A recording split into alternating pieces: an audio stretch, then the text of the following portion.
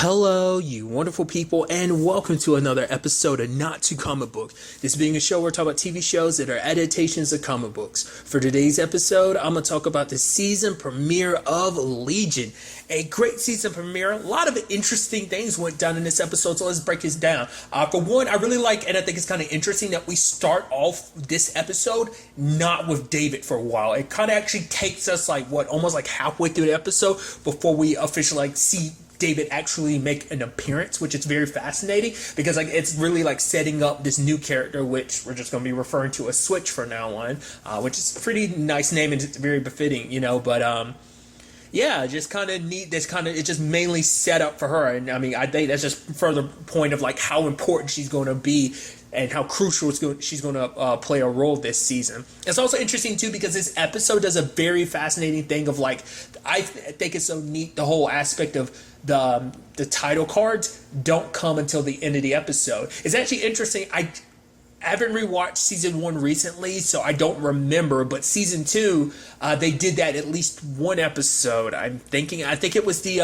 episode. It's the episode where David is inside of Sid's mind. That episode, and then at the very end, that's when Lenny gets arrested at the end of the episode.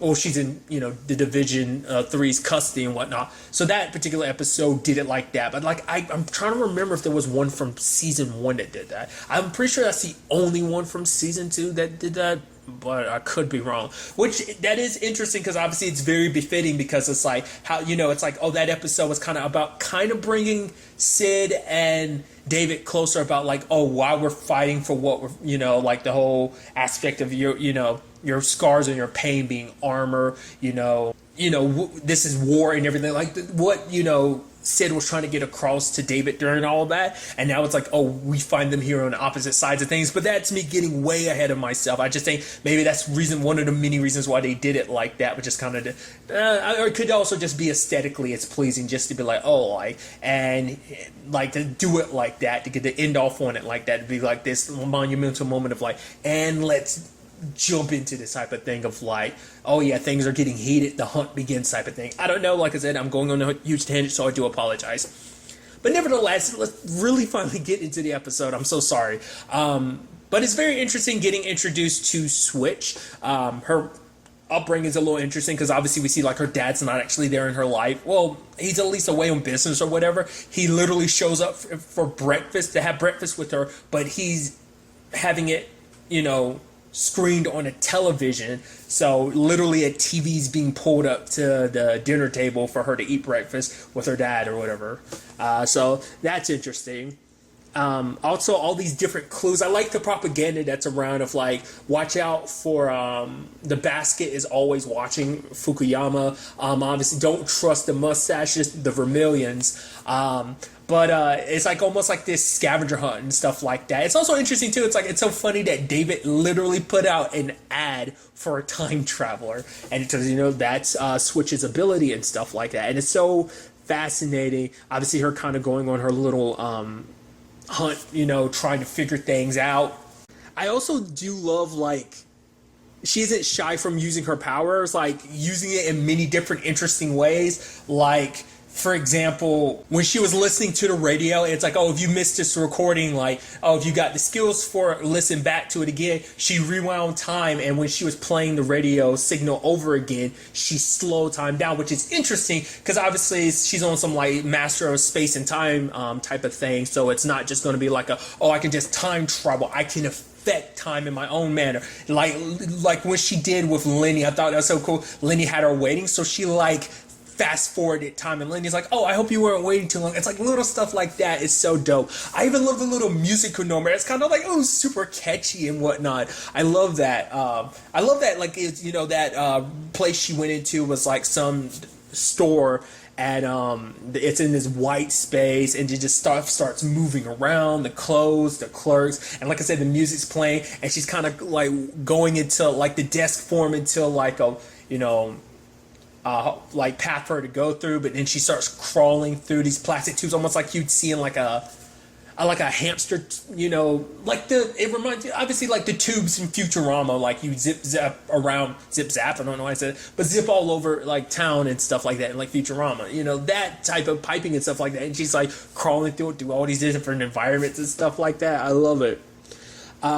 She was looking for the pregnant virgin. In no shape or form did it click in my head to be like, oh, and I guess her name is Salmon. Did that ever come up? I literally just watched season 2 and I don't remember her name actually coming up. I remember the whole thing of like, oh, I'm the new Janine. Oh, you know, Janine was the new Barbara. That whole situation. But I don't remember her name coming up. Maybe it did. I also thought she was crazy when she was telling Lenny, oh, I'm pregnant. Like, we shouldn't be expecting. I'm like, oh, she just must be crazy. It's like, no, she's literally pregnant. I was like, oh, how the hell did that happen? Okay, sure. I guess because Lenny's situation is the way it is. Like, obviously, her and Amy's bodies coming together like that brought about some, I don't know. I guess it's just kind of the miracle. I guess it's kind of like the miracle juju was still kind of on, you know, Lenny from being resurrected in a new body and a body kind of morphing to her. So I guess it's like maybe her body kind of excretes her DNA. So like the moment her and, you know, Salmon kind of got their thing going, she got pregnant. I don't know. Also, like David is literally packaging his brain juice, which mind juice is like the best way I can describe it. It's going through all those tubes. A giant, what was that, a pig? It looked like a pig was drinking it, and then like it was smoke was coming out of it. Would that be considered udders? I know that's only on a cow, but it's nipples, I guess, would be. Either way, it's so weird. I feel like this is the most like Legion is always trippy, but this is like the most like straightforward trippiness to it. Because everything else usually has like a psychological angle to its trippiness, or like maybe like in season 1 kind of have a bit of a horror element to its trippiness. This was just like not straight up kind of like some Woodstock we blazed out of our minds trippy, which is interesting. Because I'm so curious to see what the tone of this season is going to be. Because I feel like season 1, at least to my, had a little bit more of a horror-esque element to it. Horror, you know, I always say horror, but that, you know, that's just me. I feel like season 2 was a lot more just a straightforward psychological thriller, in my opinion. I'm curious, is this just going to be like psychedelic? Is that what we're going to kind of get for the tone of this? I don't know. I'm curious to, you know, kind of see how everything kind of ends up playing out. I even love the conversation, like, it's like, oh, you know, between Lenny and Switcher, like, oh, you're a switch hitter, do you swing? And she's like, I'm only into men. And Lenny's like, really? Why? She's just like, oh, fine, whatever, you know, so I love that. There's so much too. I love that David actually gives, I think it's kind of interesting when you kind of, and I guess that's always the thing, I guess it makes sense to do this too, because obviously it's like, David giving his backstory to Switch is kind of very interesting in a sense, because obviously we're getting because that's always his perspective, but then like obviously, you know, last season his perspective on things got shifted where people were like, oh, you thought it made it seem like it was this way when in actuality everything was this way. So maybe they're kind of gearing up for something like that, because obviously David didn't focus on the other aspects of like, oh yeah, why people want to kill him and what that whole situation's about, you know. Everything involving his situation he didn't really go into details about. I did think it was kind of interesting. She's like, okay, so you want me to go back in time for you so you can get back to your girl? He's like, no, actually, he's like, I thought about it, you know, making different choices and stuff like that, but for him it's like, you know, because maybe things would play out differently, but he's actually decided against that. It's kind of interesting. Because I also thought it was kind of interesting too, because it seemed like David was kind of very cool, calm, and collected. I'm like, oh, that's so interesting. He's so like hippie-ish, you know. And I guess that, you know, kind of deals with like the time frame and stuff like that everything's happening. But still, to be fair, the last time we saw David, he wasn't in the most kind of like peace and love type of mood. He was just severely pissed because everyone, in particular Sid, had betrayed him and looked at him as like he was the monster that was basically going to end the world. So whole complicated situation in that regard. So I find that fascinating.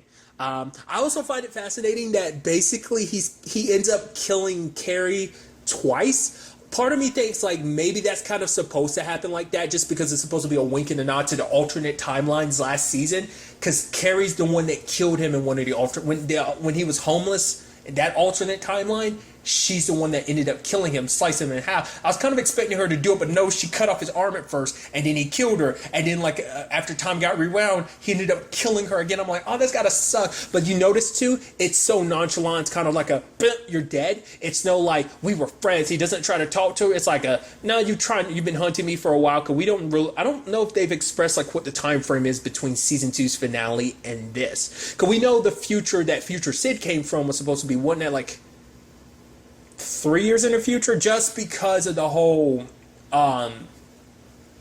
Oliver and Melanie situation at the end of season, well, at their bit at the beginning-ish of season 2's finale, where they were like, it was like, oh, basically 3 years later, kind of having this whole interview thing about everything that went down. So it seems like at the very least it's like 3 years in the future. So we still don't know how much time frame has passed behind in that part, but it's interesting, too, when you hear some of the conversations with David, too, of him being like, oh, the reason why I'm doing this, like, I'm helping people. All I ask is that, you know, they keep me company, they keep the house tidy, and they love, you know. It's like, I need that love. And it's like, oh, yeah. Because, you know, we know that that's kind of what David wants, because he kind of feels like, you know, the whole thing, he's like, no, I'm a good person. I deserve love. So I think there's still some part of him that's like, he does all this because he wants someone to love him, because he doesn't, you know, kind of feels empty, you know, like, especially because the woman he fell in love with, you know, in his mind, in his eyes, like, betrayed him and turned her back on him and doesn't love him. So that causes some issues on that front. So he's trying to fill that hole in his heart. Whether that's necessarily a good thing or not, we'll ultimately have to wait and see in that regard. But it is interesting that literally every time it's Sid that ends up killing him. I mean, and it's almost comes down to that situation of like, what's predetermined, you know, is it like Sid's always going to be the one to do it? Like, it almost seems like that's kind of set in stone, but I mean, maybe it's just in this particular situation.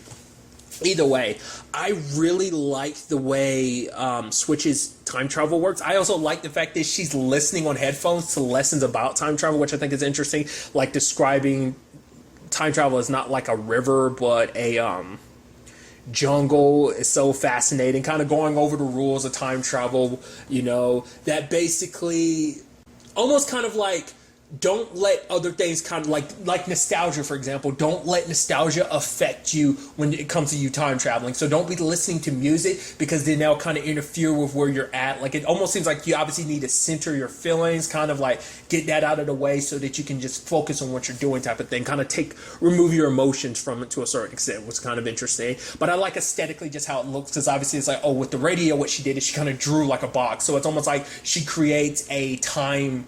Well, basically, it seems like when she creates a time portal, she slips into this in-between lane of, like, in-between time and space. It's literally a hallway, and I like aesthetically, it's like, okay, here's 5 minutes ago, here's a door to 5 minutes ago, here's a door to 10 minutes ago, so forth. But it seems like 2 hours, because David had asked her, was like, what's the max time you can go back? 2 hours seems to be the max for right now. Going any further would release a demon, which we see it later on, kind of like its eyes in the hallway and stuff like that, which my mind immediately goes, is like, yo, we own some Prince of Persia, the Warrior Within type of situation.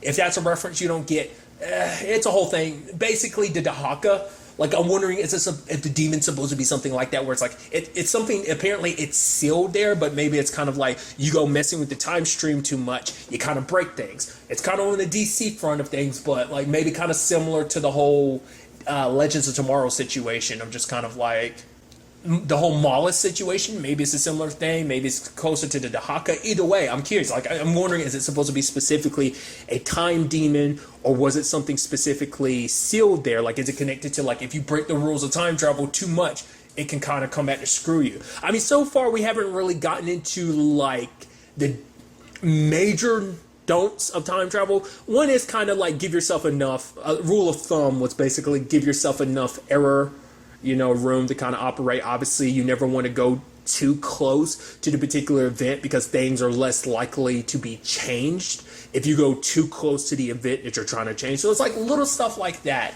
But like I said, also aesthetically, because it's also interesting because it seems like the portals can kind of pop up anywhere. She can obviously draw them in the air, but maybe it's like if she starts drawing it in the air, maybe she has to draw it to the ground. It doesn't even seem like she has to draw it either, because like when she was on the ground when Sid first kills David, she rolls over to the ground and automatically falls through. So it does seem like it's just kind of like a magic portal that she can pop open at any point in time too. But it seems like if she really wants to concentrate on it, I guess she can draw it. Either way, it's very fascinating.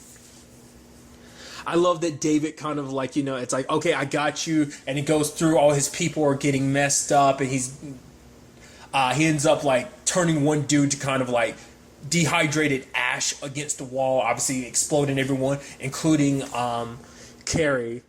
I also thought it was kind of interesting that, I guess she's supposed to be bait, because in that particular moment, they ended up kidnapping Lenny. So that's fascinating. I'm also curious, like in this time frame, like how does time travel work? Like, is it? I would assume it's like typical time travel. Like once you reverse time, like that particular, like those two timelines where it's like, oh, David died the first time and he died the second time. Those timelines no longer exist because they got rewound and undone. So those events never happen. Or is it that type of thing of like, even when you rewind to go back in time, those events still happen. So those timelines still continued on. It gets a little tricky because some stuff makes it so it's like timelines don't disappear. Other things make it timelines do disappear. Once again, it's the whole thing of like, it depends on the time travel continuity you're going with. What I also thought was kind of interesting too is that David was talking to one of his other versions of himself, and it seemed like Switch could see it. So it's like, wait, are your other personalities manifesting in the real world too? Was that just for a brief moment of like, rather than it just all taking place in your head, you bring them out? Or do they just like kind of kick it and do their own thing too? Like, are we going to see more than just one David running around? Like, how's that whole situation going to go about, you know?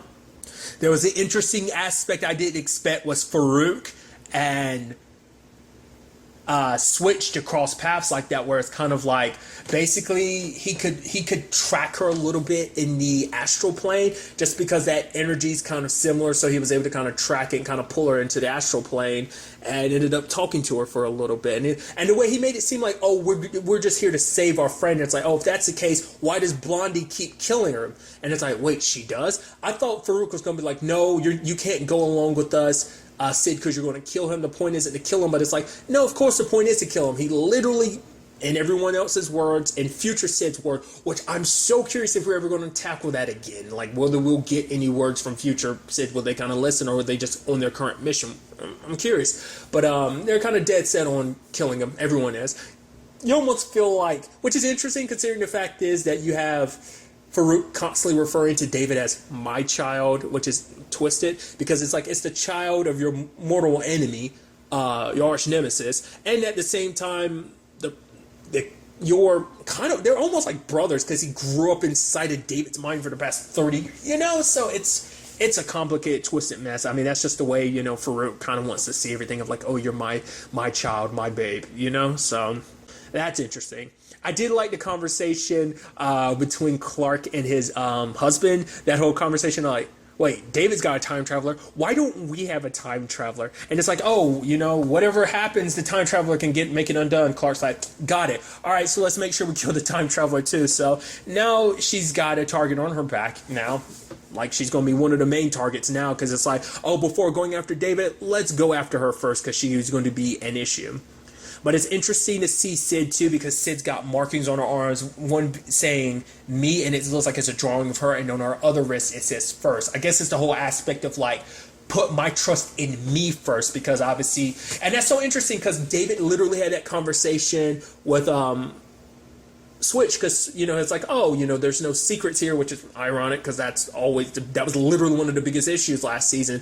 But it's like, oh, I can read your mind, so you don't have to worry about secrets. She's like, shouldn't there be trust? He's like, yeah, I tried that before, it didn't work out. And it's like, we're gonna understand why. So it's like, why even bother with something as, you know, trivial as trust when I can just read your mind and know what you're thinking and what you're feeling, type of thing. So that, I mean, not the best foundation, but at a very, you know, foundation of like trust and everything. But to be, well, once again, trust is kind of be thrown out the window. But also the fact is he's being upfront of like, oh yeah, I'm reading your mind, I'm going to know what's up, you know. So what I also thought was kind of interesting is what Switch says in many occasions. Like, she talks about the fact that her dad collects robots and she likes to stand at the room where he keeps the robots and pretend that she's one.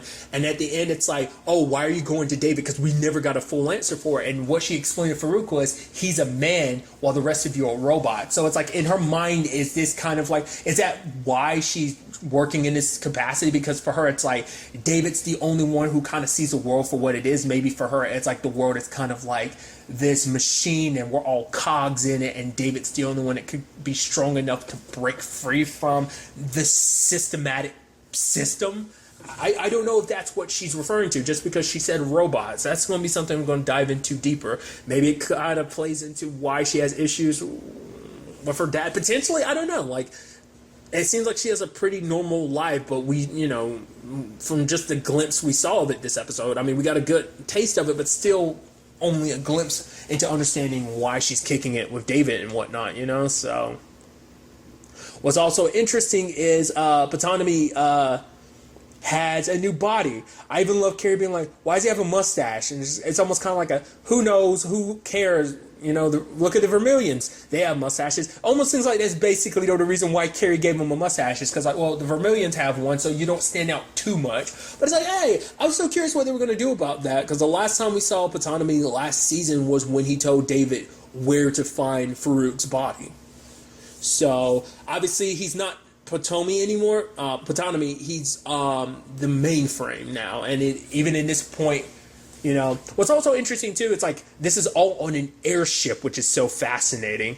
I guess this is kind of like their fast way to kind of go about searching for David, because it seems like Patanomy might be in charge, but to be fair, it's like Clark's in charge, because I'm about to say, what about Fukuyama? But he's like probably like back at home base running things. They're off hunting David because he's the biggest threat. Because even Clark's husband was like, shouldn't we be going after someone else? It's like, Clark's like, he literally ends the world. He's kind of the one and only main target we should ever be focusing on right now, So I also love, what's his face? Squirrel. That dude constantly getting yanked by that hook. I'm like, that's so cartoonish. I love it.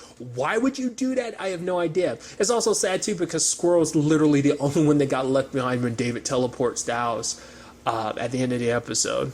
But getting back to Sid, I kind of let that slip my mind, but it is kind of fascinating to obviously like see that she's so like dead set on revenge. It's so interesting because I like the parallels that Farouk made. It's like, oh no, you loved him, but the fact of the matter is kind of the laws of nature. That energy, now that you kind of no longer love him, that has to be kind of transferred to somewhere, kind of an equally strong emotion. In this particular case, it's hate.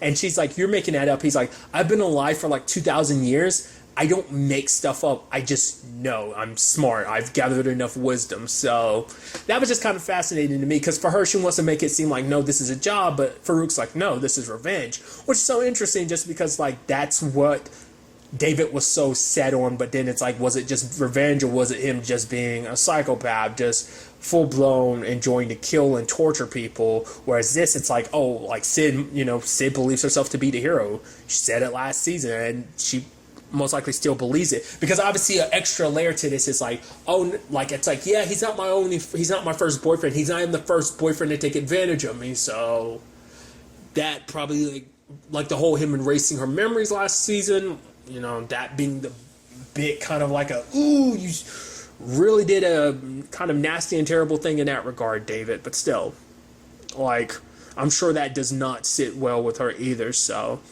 But I am very, very excited to see how things play out. Like, things are definitely going to heat up from here. Obviously, David's got not only, because the Vision can block it so that David doesn't know that they're coming, but luckily for him, he has a time traveler on his side. Granted, obviously, there's always going to be consequences for screwing with time. It's so interesting because obviously the parallels of like, oh, his future is he's always meant to be the one to destroy the world, while he's also got a time traveler on his side. Now, where exactly he planned to go back in time, because he did bring up a question of like, how far back is he planning to go? Is he planning to go way back to make it so that Farouk never got inside of his head? To be fair, that's always a thing of like, the farther back you go. I think they even brought it up too. Essentially, you don't know what the ripples are going to be like. You never know like how drastically one thing that far back could have. I mean, getting rid of Farouk that far back, which I'm assuming, because it didn't even seem like it's about Sid anymore. It's more like himself. It's like, I don't want to be hunted anymore. So the best way to do that is get rid of the main bad guy from the beginning, and then I can just go on about my way. I don't know. I'm very curious to see what it is that David's going to ask, Switch, to be a part of. Like, what he really has planned. What's Lenny going to do about all? Because it seems like she's just kind of alone for the ride. She's enjoying it now, but we'll see how long that ends up lasting. I'm assuming it will continue, but we'll see. And also, once again, where does Switch stand with all of this? I wonder, will we cut to Melanie and Oliver at any point in time this season, or is that just kind of left where it was at the end of season 2? We'll see. Obviously, going into this, we know this is the final season, so I'm very, very excited to see how all this continues going forward to wrapping this show up. I'm very interested to see where all of this takes us going forward into the next episode. But really, that's all I want to talk about. Until the next time we meet, be happy, be safe, live life to the fullest, and enjoy it. Good day and goodbye.